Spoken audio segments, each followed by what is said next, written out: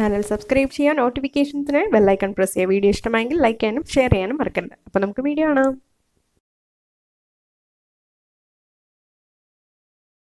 Caramel popcorn നമ്മൾ കുക്കറിലാണ് ഉണ്ടാക്കിയത്. അപ്പോൾ ഇന്ന് പെപ്പർ പോപ്കോൺ ഇന്ന് ചീനിച്ചട്ടിയിലാണ് ഉണ്ടാക്കുന്നത്. അപ്പോൾ അതിനായിട്ട് ഞാൻ ഒരു ചീനിച്ചട്ടി വെച്ചിട്ടുണ്ട്. അതിലോട്ട് 1 ടേബിൾ സ്പൂൺ എണ്ണ ഒഴിച്ചു കൊടുത്തിട്ടുണ്ട്. എണ്ണയോ ബട്ടറോ നെയ്യോ ഒക്കെ നമുക്ക് ചൂസ് ചെയ്യാം.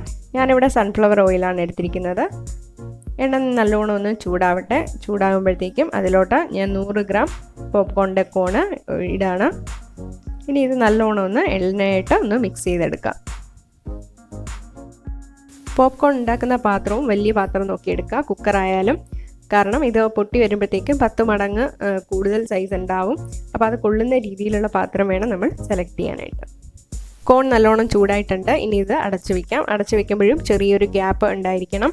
അതിൻ്റെ പൊട്ടുന്ന സമയത്ത് അതിൻ്റെ സ്റ്റീം പുറത്തു പോകാനുള്ള ഒരു ഗ്യാപ്പാണ്.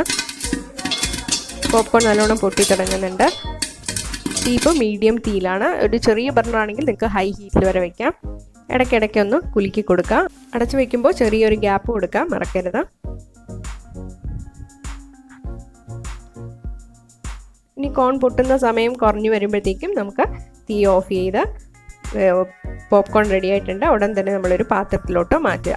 അല്ലെങ്കിൽ അത് കരിഞ്ഞു പോകാനുള്ള ചാൻസ് ഉണ്ട്. അപ്പോൾ അതുകൊണ്ടാണ്. അപ്പം പാത്രത്തിലോട്ട് മാറ്റുമ്പോഴും നമ്മളൊന്ന് കുലുക്കിയിട്ട് മാറ്റുക. കാരണം പൊട്ടാത്ത കോണുണ്ടെങ്കിൽ ഇതുപോലെ അടിയിലുണ്ടാവും. ഇത് നമ്മൾ വീണ്ടും പൊട്ടിക്കാൻ നോക്കിയാൽ കരിഞ്ഞു പോകും. അപ്പോൾ അത് മാറ്റിയ ശേഷം അതേ ചീനിച്ചട്ടിയിൽ തന്നെ ഞാൻ പെപ്പർ പോപ്കോൺ ഉണ്ടാക്കാനുള്ള ബട്ടർ ഇടാണ്. 1 ടേബിൾ സ്പൂൺ ബട്ടർ ഇട്ടിട്ടുണ്ട്. ബട്ടർ നല്ലോണം ഒന്ന് ഉരുകണം. നിങ്ങൾക്ക് സോൾട്ടഡ് ബട്ടറോ അൺസാൾട്ടഡ് ബട്ടറോ ഉപയോഗിക്കാം. ബട്ടർ ഉരുകി വരുമ്പോഴത്തേക്കും ഇതിലോട്ട് ആവശ്യത്തിനുള്ള ഉപ്പിട്ട് കൊടുക്കാം. ഞാനിപ്പോൾ 1/2 ടീസ്പൂൺ ഉപ്പാണ് ഇട്ട് കൊടുത്തിട്ടുള്ളത്. ഇനി ഇതിലോട്ട് 1 ടീസ്പൂൺ കുരുമുളക് പൊടിയും കൂടി ഇട്ട് കൊടുക്കുകയാണ്. അത് ഫൈനായിട്ട് പൊടിച്ച പൊടിയായിരിക്കണം. അപ്പോൾ നിങ്ങൾ വീട്ടിൽ പൊടിക്കുന്നത് ചിലപ്പോൾ ഒരു ചതച്ചതുപോലെ വരും. അപ്പോൾ അതുകൊണ്ട് ഞാൻ വാങ്ങിയ കുരുമുളക് പൊടിയാണ് ഉപയോഗിച്ചിട്ടുള്ളത്. അപ്പോൾ നിങ്ങളുടെ കയ്യിൽ ഇത്രയും നല്ല ഫൈനായിട്ട് പൊടിച്ച പൊടി ഉണ്ടെങ്കിൽ അത് ഉപയോഗിക്കാം. അപ്പോഴായിരിക്കും എല്ലാ കോണിലും പോപ്കോണിലും നല്ലോണം കൂട്ടാവുന്നത്. അപ്പോൾ ഇനി തീ ഓഫ് ചെയ്യാം. ഓഫ് ചെയ്ത ശേഷം പോപ്കോൺ ചേർത്ത് കൊടുക്കാം. ഇനി നല്ലപോലെ ഒന്ന് മിക്സ് ചെയ്യാം.